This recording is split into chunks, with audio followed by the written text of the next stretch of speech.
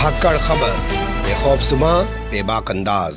धाकड़ खबर के news room से मैं आपके साथ हूं अकरम रईस खान। अगर मैं आपसे कहूं कि अगर पत्रकार सवाल ढंग से पूछे तो असदुद्दीन ओवैसी भी जवाब नहीं दे पाते हैं। जी हां, या जवाब नहीं दे सकते हैं तो आपको मेरी इस बात पे यकीन नहीं आएगा, क्योंकि आप लोगों ने तो असदुद्दीन ओवैसी को हमेशा दहाड़ते हुए, गरजते हुए देखा है, बेबाक तरीके से स्पष्टवादिता के साथ बोलते हुए देखा है। लेकिन आज मैं तस्वीरों की ज़बानी कुछ ऐसी कहानी आपके सामने रखूंगा जिसको देखने के बाद आप भी ये कहेंगे कि जब सवालों से सही से सामना होता है तो बड़े बड़े नेता गोल गोल घूमने लग जाते हैं या घुमाने लग जाते हैं। तो इधर उधर की बातों को छोड़ देते हैं, शुरुआत करते हैं खबर की। चलते हैं पहली तस्वीर की तरफ, देख लीजिए।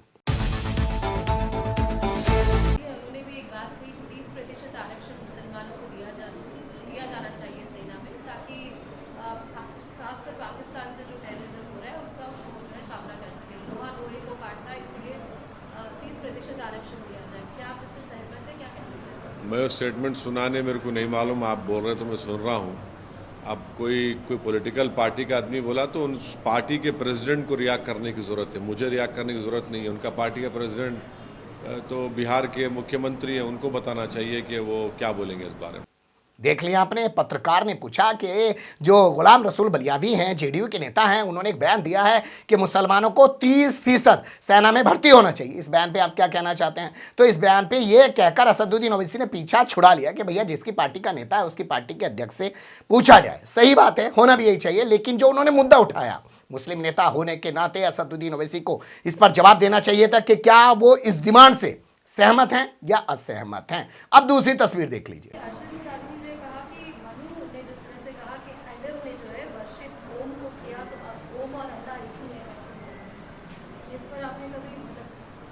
नहीं, मेरे को नहीं मालूम, मगर मैं तो कई बार बोल चुका हूँ। ये सरजमीन हमारे बाबा आदम यहीं पर आए थे, तो मैं कई सालों से बोल रहा हूँ। आप लोग टेलीकास्ट भी किए थे उसको। तो वो मौलाना जो फरमाए हैं वो मेरे को नहीं मालूम, मौलाना खुद उसकी वजाहत दे सकते हैं। दूसरी तस्वीर आपने देख ली, मौलाना अरशद मदनी जमीयत उलमा हिंद के करता धरता, वैसे आज उन्होंने करता धरता अपने भतीजे महमूद मदनी को बना दिया है। उनके बयान पर पत्रकार ने पूछ लिया कि वो ओमर अल्लाह को एक बता रहे हैं, आपका इस बारे में क्या कहना है? तो उस पर भी असदुद्दीन ओवैसी गोल गोल कर गए। मैं क्यों जवाब दूं इस पर, तो मौलाना जवाब देंगे। हाँ, आदम अलैहिस्सलाम को लेकर मैं भी पहले से कहता आया हूँ, मेरे तमाम बयान हैं, आप लोगों ने उनको प्रसारित किया है और वही बात उन्होंने की है। यहाँ भी कम से कम असदुद्दीन ओवैसी को बोलना चाहिए था कि वो अल्लाह को मानते हैं या अल्लाह के सामने जो ओम की परिभाषा दी गई है इसके बारे में उनका क्या कहना है, स्पष्ट करना चाहिए था, लेकिन उन्होंने नहीं किया। अब इसके बाद एक और वीडियो मैं आपके सामने रखने जा रहा हूं, लेकिन उससे पहले सवाल आपको समझा देता हूं। पत्रकारों ने पूछा कि क्या आप अब आंध्र प्रदेश के अंदर 50 सीटों पर लड़ेंगे? आपके भाई अकबरुद्दीन ओवैसी ने ऐसा बयान दिया है। और क्या अब आपकी केसीआर से नहीं बन रही है? और अब क्या केसीआर कांग्रेस के साथ जा रहे हैं? तो तमाम चीजों को आप खुद ही देख और सुन लीजिएगा कि कितने बेबाक और स्पष्टवादिता के साथ जवाब दे रहे हैं या गोल गोल घुमा रहे हैं आपके दहाड़ने वाले असदुद्दीन ओवैसी।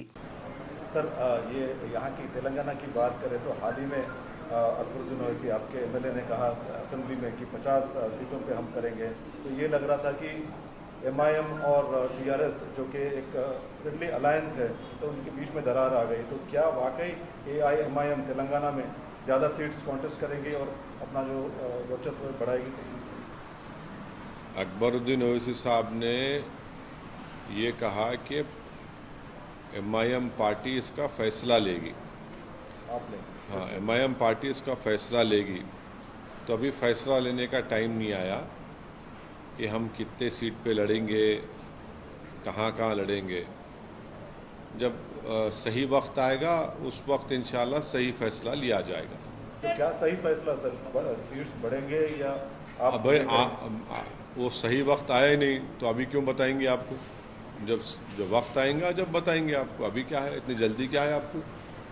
अभी तो क्या है, कौन से फरवरी में है ना, इलेक्शन है, शुरू हो रहा ना सर? हाँ, नहीं, शुरू हो रहा। प्रकार से टेम्पर से देखने को मिल रहे हैं या पॉलिटिकल जो पोस्टरिंग शुरू हो गई है, क्या है?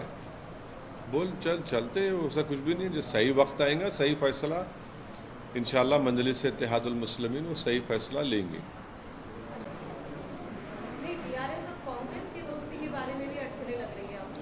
अरे वो आप कभी मेरे से पूछते कि आपकी दोस्ती है ही नहीं है, फिर आप उनसे पूछते कि उनसे जो नहीं नहीं नहीं नहीं नहीं अभी ये अगर बीआरएस कांग्रेस से भी दोस्ती करेगी और एमआईएम से भी भाई दोस्ती करेगी देखिए मेरी दोस्ती की बात करिए आप, अब कोई दूसरे की दोस्ती हो रही नहीं हो रही, मेरे को उससे क्या करने का है। लेकिन वो अगर आप उनके समर्थन में नहीं है, कांग्रेस की तरफ नहीं खड़े हैं, तो कांग्रेस अगर बीआरएस के साथ है तब क्या आपकी दोस्ती बीआरएस? कांग्रेस कहाँ है, कांग्रेस कहाँ है? आप लोगों को खामखा बड़ी उम्मीद लगी हुई है कांग्रेस से आप लोगों को।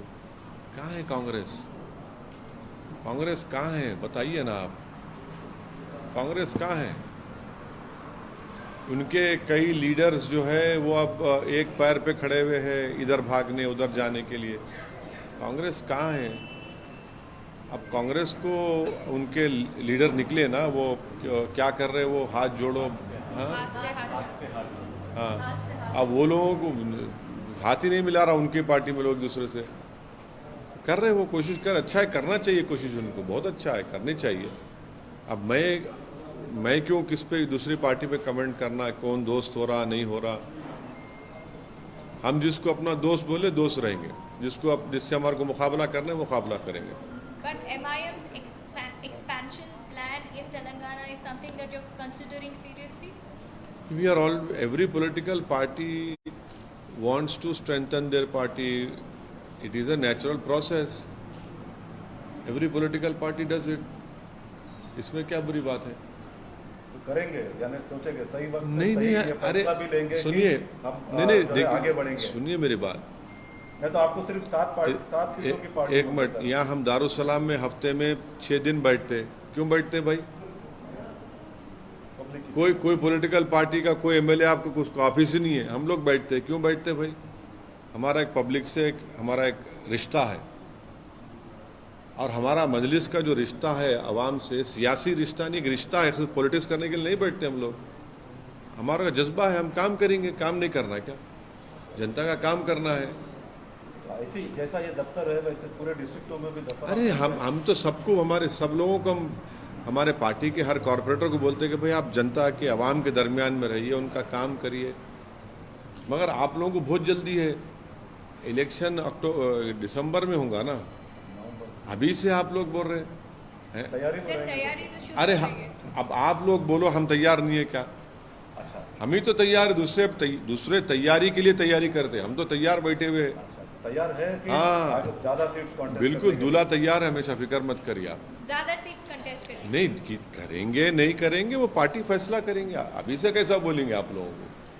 क्योंकि दूसरे राज्यों में भी आप अपना विस्तार कर रहे हैं, तो इसीलिए अब ये उठ रहा है कि हैदराबाद और खासकर तेलंगाना में सिर्फ हैदराबाद या इन इलाकों में ही क्यों अपने आप को पूरा विस्तार क्यों नहीं करते? कहते अभी टाइम आने दीजिए, बताएंगे आपको, टाइम आने दीजिए बताएंगे, इतना जल्दी क्या है उसमें? यहाँ पर बहुत से पार्टियां हैं, सब है, भी जब अभी तो टाइम ही नहीं आया उसका, कोई बात करने की जरूरत ही नहीं है। और आप खामखा गलतफहमी पैदा करना चाह रहे हैं। आप क्यों गलतफहमी पैदा करना चाह रहे हैं नहीं मालूम आप लोग, मुझ में और सीएम में या दूसरों में।